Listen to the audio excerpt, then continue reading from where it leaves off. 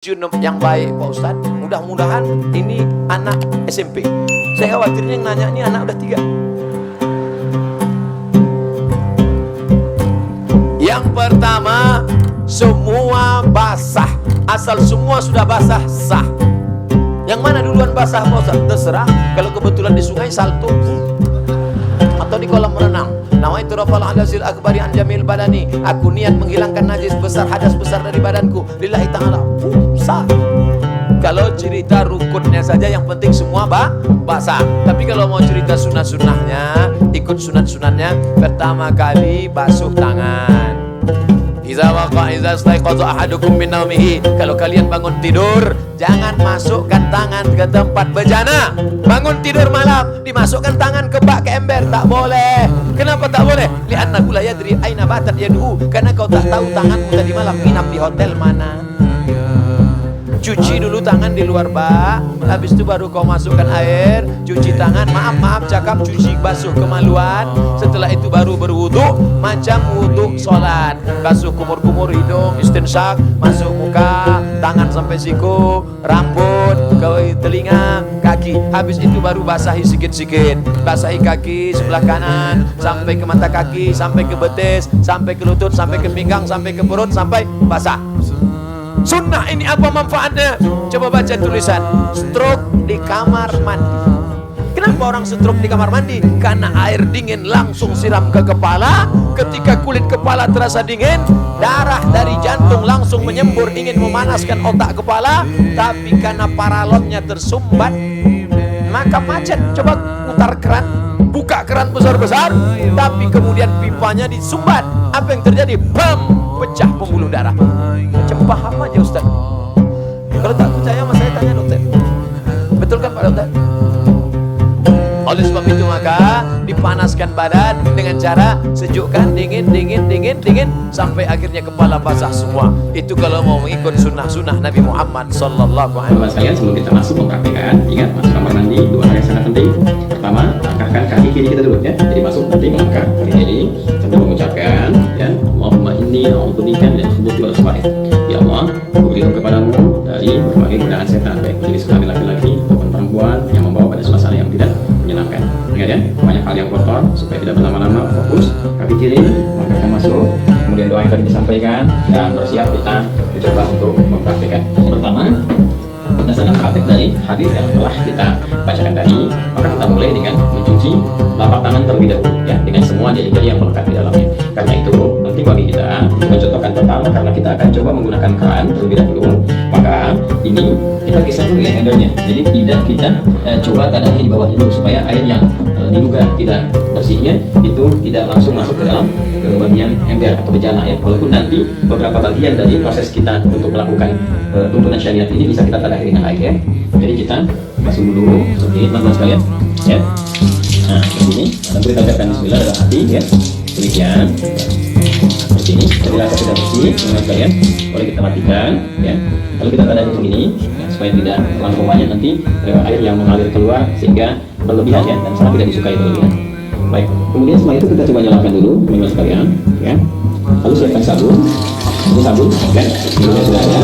Kita siapkan dulu. Nah, ini sabun karena nanti di dalam hadisnya itu nanti saat membasuh kemaluan itu tangan, setelah itu dibasuh dulu menggunakan tangan dalam hadisnya ya, tangan. Nah ini sebagai pengganti dalam konteks sabun itu bisa menggunakan apa? Menggunakan sabun ya. Intinya membersihkan kotoran bagian bakteri atau yang lain yang melekat dalam tangan setelah membasuh kemaluan. Tadi sudah kita tangan kita basuh ya, sudah kita bersihkan. Setelah itu lebih baik sambil jongkok seperti ini ya, sambil jongkok. Nanti kita bisa dari bagian tubuh kita bisa dikeluarkan dengan mengalir. Kemudian setelah itu dibersihkan bagian kemaluan ya. Jadi ambil air dan bersihkan bagian kemaluan dengan bersih. Setelah kemudian ini hadis tadi yang kita sempat saya bacakan ya, hadis yang keduanya, karena untuk mempercepat ya, untuk mempercepat waktu praktek. Dan nanti setelah dibersihkan ambil sabun ya, di sabun diaduk secukupnya. Kemudian nah seperti ini ya. Nah kita bisa kemudian cucikan dulu, masukkan, kemudian baru kita bilas dengan menggunakan air seperti ini ya. Nah sudah selesai. Baik, ini sudah bersih bagian kemaluan. Lalu setelah itu kita bersiap untuk berwudu seperti wudunya salat ya. Jadi ini saya coba singkapkan dulu nama saya ya, sampai sini supaya ini bagian siku juga bisa dibatasi untuk lihat. Ini ya. Kita kita boleh wudhu seperti halnya wudhu untuk sholat. Nah, seperti biasa ya, kita boleh ngomongin lagi kan seperti sini tangan lagi ini. Nah, selanjutnya setelah kita yang kedua sudah kita lakukan juga setelah masuk kita mulai ya. Nah, ini kita bisa kita masuk seperti biasa. Nah, boleh berkumpul bisa sambil berkumpul demikian, lalu kemudian kita bisa serahkan lagi puncak dan puncak seperti ini cara pertama. Saya sambil menyerap susu sebagai bisa juga kembali seperti tadi. Saya sudah membersihkan bagian gigi ya. Itu kebiasaan saya supaya kalau nanti ada makanan juga bisa sekali susah keluar ya seperti tadi. Atau nanti kumur-kumur itu, lalu bagian istinsyaknya bagian istinsak dan puncak istinsak itu begitu kalau dulu ya bagian istinsak dikeluarkan. Nah, dalam suasana COVID semacam ini itu penting karena nanti reseptor virus itu yang suka menempel di bagian tubuh yang sebelum masuk ke faring atas ke paru-paru kita berikan dari semua itu ya. Nah, ini bisa setidaknya bisa dikeluarkan dengan istinsak menurut dari hidung dan istinsak dikeluarkan seperti contohnya ya. Jelas ya? Baik. Nah, ini teman-teman sekalian sudah. Kemudian seperti biasa belajar ya.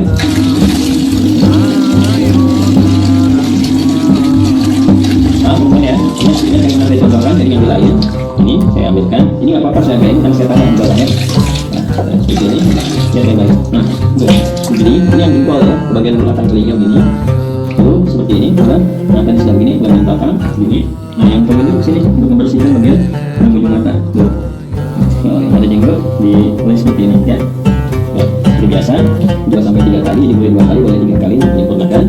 Saya contohkan seperti itu ya. Jadi kemudian teman-teman, nah ini kalau biasanya saya kalau nggak pakai ada di bawah seperti di tempat itu di bawah, ini buka, nanti bisa saya matikan dulu ini. Tuh, saya tangan sampai situ seperti biasa, kanan dulu, sampai selesai. Ya.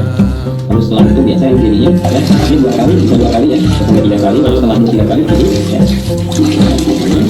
Itu juga sama ya, 2-3 kali mengangkat ya. 2-3 kali itu tidak lagi ya, kalau kita merasakan ini tidak ada masalah sekali. Setelah itu bagian kepala kita rasakan ya, bisa sini di belakang balikan kembali ya, boleh langsung ke telinga begini ya, seperti ini boleh ya. Atau juga bisa teman-teman lakukan kepala dulu balik kemudian ambil air lagi untuk telinga ya. Nah, bagian kaki ini bisa kita lakukan sekarang ya, seperti biasa wudhu biasa, bagian kakinya bisa seperti ini ya, ambil begini ya. Nah, ini ya, ya.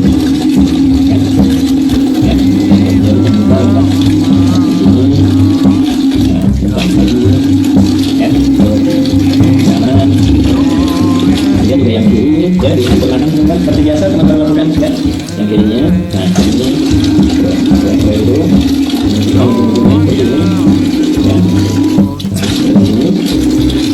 nah ini kalau teman-teman mau lakukan habis yang pertama, bisa yang kedua ini harus dulu kaki ya. Setelah selesai tadi ke kepala, ke telinga, jadi langsung kemudian lakukan ke yang selanjutnya, tahap selanjutnya apa itu? Yaitu ambil air seperti ini ya. Kita tumpahkan dulu sedikit seperti ini, lalu di sela-sela aja nih ya, sampai kita merasakan pori-pori kepala itu sudah mulai basah ya, gini ya teman-teman sekalian. Nah, kita sambil lagi, ini jangan lagi nggak apa-apa, nanti saya bisa lagi kan. Nah, ya datang, karena kita ambil lagi dengan pelan-pelan ya, seperti ini, supaya sesuai.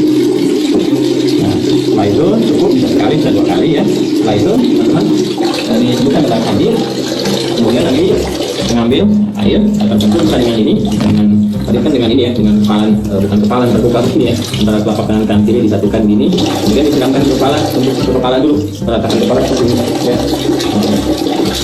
Jadi bisa aja sendiri pakai telapak tangan ke kepala dulu, tadi kan sedikit-sedikit ya, setelah kalau ini meratakan, kalau bisa menggunakan ini juga boleh, gunakan kerangnya. Saya coba contohkan pas ini dulu, tuh ya, secara menyeluruh, jadi selesai gitu ya. Nah, atasnya ini 3 kali ya, jadi 3 kali dicontohkannya ya. Jadi kita seperti ini ya, boleh pakai gayung juga ini untuk kepala dulu ya, tadi kan kepala. Nah, baru setelah itu disiram ya, siram ke seluruh tubuh, jadi sudah merasakan rata, sudah enak ya. Nanti ada hikmahnya loh, kenapa kepala dulu gitu, itu ada hikmahnya ya, termasuk nanti terkait dengan kesehatan segala tubuh dan juga bagaimana menghidupkan kembali semangat dalam beraktivitas supaya nggak malas, lemas, kemudian daya pikir jadi kuat dan sebagainya ya. Lalu kemudian membantu secara sempurna dari bagian kanan sampai kiri sampai dengan selesai. Jadi kalau kepala sudah terus dari sini ya, nah sampai selesai, terus rasakan ya, ini juga penting ini, terus rasakan sampai yang selesai ya, sampai selesai semuanya ya. Sabun seperti biasa. Nah, kalau pakai shower, nah ini ya di atas ini. Nah, ini saya turunin dulu ya, biar memudahkan, biar nggak ini sama kamera kan ini bisa begini juga ya. Nah, ini tinggal ini aja, atau dipasang di atas seperti tadi ya. Nah ini pasangkan lagi, nah kemudian seperti ini. Nah ini lebih rata ya, ke kanan ini pakai apa, pakai sabun dan seterusnya. Nah, kemudian selesai teman-teman sekalian, nah, ya. Jadi terus dari sabunin, balaskan semua. Nah kalau bagian pertama tadi yang kakinya belum dibasuh, belum dibersihkan, maka berpindah tempat. Ya, berpindah tempat itu gini supaya tidak teraliri oleh air yang tadi sudah kita basuhkan ke tubuh kita sehingga masih bercampur kotoran-kotoran yang mungkin tidak mengalir sempurna, itu ya hikmahnya. Maka berpindah sedikit kan. Kemudian kita mulai basuh kaki ya, yang tadi belum terbasuh dalam wudhu tadi pada hadis yang pertama. Boleh kita basuhkan sesuai seperti yang dalam apa namanya wudhu. Kita ambil saya ini ya, masukkan seperti ini ya, ini masuk kaki secara sempurna ya kan, lagi seperti ini ya. Atau karena saat mandi tadi kan sudah dibersih gosok-gosok, bisa tinggal begini juga bisa ya, begini bisa. Nah seperti itu. Nah cuma kalau kita ambil hadis yang kedua, hadis yang kedua kita ingin gunakan wudhunya sempurna sampai dengan ke kaki seperti tadi saya contohkan, maka yang terakhir nggak perlu dilakukan lagi ya, cukup kita siram aja untuk selanjutnya kan, selesaikan dan sudah selesai. Nah karena sudah mandi besar itu menghilangkan hadas-hadas yang besar, otomatis yang kecil juga hilang. Jadi tidak perlu kita berwudu kembali. Kalaupun ada yang berwudu kembali ya tidak dipersalahkan juga. Tapi karena sudah selesai kan tadi wudu sudah, kemudian mandinya juga sudah, jadi tidak wudu pun ya tidak menjadi persoalan, tidak perlu wudu lagi, tinggal pakai handuk ya, diselesaikan, dirapikan. Ada penjelasan hukum fikih juga sini tentang tata cara mandi junub. Dan ini harusnya setiap muslim dan muslimah memperhatikan tentang cara-caranya. Yang pertama kata beliau, orang yang mandi mencuci kedua telapak tangannya 3 kali ya, seperti kalau kita mau wudhu, telapak tangan saja 3 kali dicuci. Ini sebagian ulama mengatakan hikmahnya adalah kemungkinan dia pada saat biologis mungkin memegang kemaluan pasangannya, mungkin menyentuh benda-benda atau haram, sesuatu yang dianggap kotor, maka dia mencucinya. Kemudian yang kedua, mencuci kemaluan dari depan dan belakang secara baik dengan menggunakan tangan kiri ya. Ini tentu kenapa dikatakan tangan kiri, karena Nabi SAW tidak menggunakan tangan kanan dalam cebok atau membersihkan diri. Itu dijelaskan dalam hadis Bukhari yang lain. Aisyah berkata radhiyallahu anha, Nabi SAW tidak menggunakan tangan kanan kecuali kepada hajat-hajat yang baik, dan tangan kiri beliau gunakan untuk membersihkan kemaluannya. Kemudian yang ketiga, berwudu sebagaimana wudu untuk sholat, dengan catatan tetap menjaga wudu dari perkara yang membatalkannya dan tidak menyentuh kemaluan dengan tangan manapun. Jadi artinya mencuci telapak tangan, membersihkan kemaluan sampai bersih, kita mau pakai sabun juga lebih bagus ya. Sampai udah bersih benar-benar lalu kita wudu. Kemudian setelah wudu seperti wudu sholat, yang keempat menyela-nyela rambut dengan jari-jari sebanyak 3 kali. Jadi ambil air di jari-jari kemudian disentuhkan di bagian kulit kepala sebanyak 3 kali. Yakni orang yang mandi membasahi tangannya dengan air kemudian menyela-nyela rambutnya dengan jari-jarinya, yakni melewatkan jari-jarinya pada sela-sela rambutnya. Yang kelima, mengguyurkan 3 cidukan air sepenuh 2 telapak tangan. Kalau kita 1 timba sekarang, shower juga tentu sudah masuk, ke atas kepala hingga kulit kepala basah dengan sempurna. Kalau dalam sebuah riwayat dikatakan Nabi SAW mengguyur setelah memegang bagian sisi kanan kepala sehingga terasa di kulit kepala airnya, maka mengguyur sebelah kanan bagian tubuh 3 kali, baru kemudian mengguyur sisi kiri dan seluruh tubuh. Selanjutnya yang keenam, membasuh tubuh sebelah kanan, dimulai dengan bagian tubuh paling atas kepala, lalu paling bawah, atau ini biarkan air mengucur sampai ke bawah, disertai catatan untuk tidak menyentuh kemaluan, serta seperti telah disinggung untuk menjaga wudu agar tidak batal. Karena wudu tadi yang dipakai itu boleh dipakai sholat setelahnya, asal tidak batal.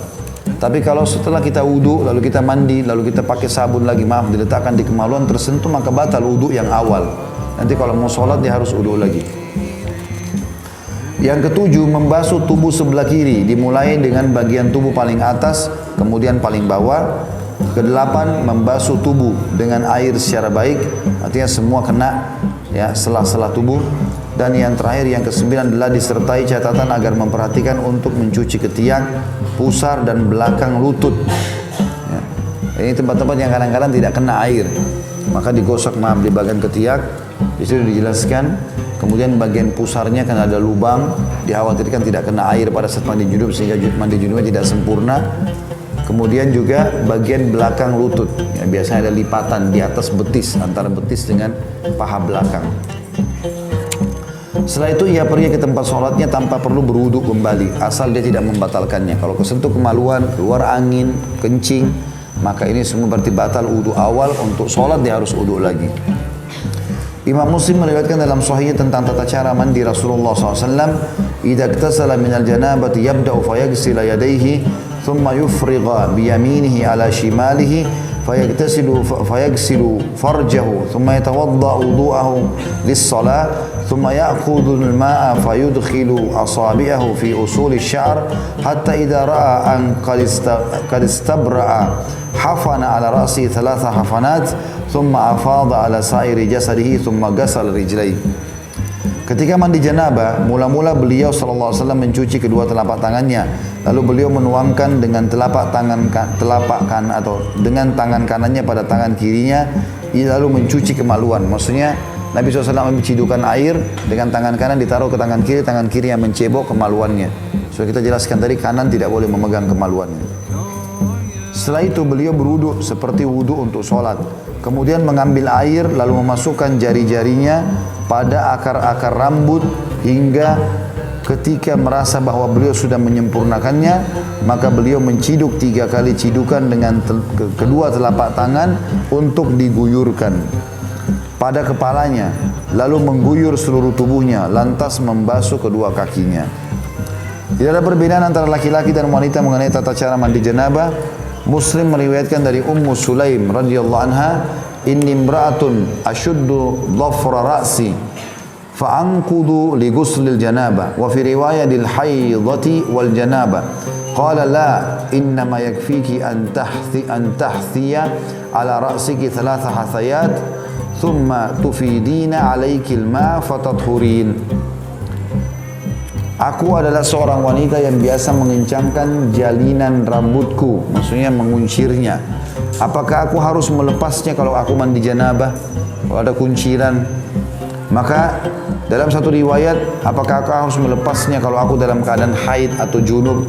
Maka Nabi SAW menjawab, tidak perlu. Tapi cukup bagimu mengguyurkan pada kepalamu 3 kali cidukan, lalu kamu guyurkan air pada tubuhmu, maka kamu menjadi suci. Hadis ini riwayat Muslim di jilid 1 halaman 259.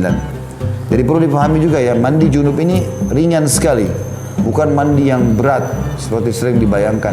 Karena ada juga orang pada saat pasangannya ingin mengulangi biologis, dia nggak mau. Kenapa? Malas mandi. Ini bukan masalah malas mandi, mandi mudah, bukan sulit. Jadi jangan selalu dibayangkan kalau saya tadi mandi, sekarang biologis lagi harus keramas lagi dengan sampo segala macam. Ya. Pakai air, tadi sudah pakai sampo, sudah pakai sabun, sekarang mandi yang kedua ini mandi membasahi, syarat saja supaya junub itu bersih, bisa sholat gitu kan. Dengan tadi mengguyurkan sampai 3 timba air, ya dibahasakan dalam hadis ini. Adapun tentang mandi wanita dari haid, maka para ulama berselisih mengenai kewajiban melepas jalinan rambut kepalanya atau ikatan. Namun yang sahih bahwa ia tidak wajib mengurai rambut kepalanya. Berdasarkan hadis terdahulu, dalam suatu riwayat, apakah aku mengurainya karena haid dan janabah?